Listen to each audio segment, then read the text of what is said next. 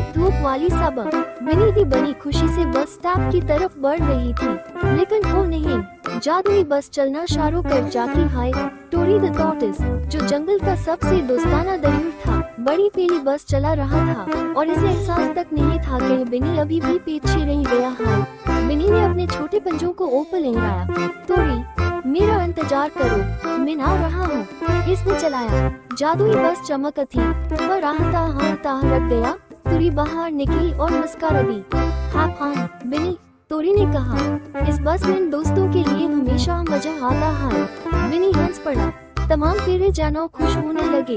हाथी के बच्चे ने बगल बजाया, गुलेरी ने तालियां बजाई और पंडा ने एक प्यारी सी लहर दी और सबने मिलकर गाना गाया। स्वर, बस के पहिए गोल घूमे थे। स्वर, और इस फेरे बिनी ने आखिरकार जादुई बस पकड़ ली।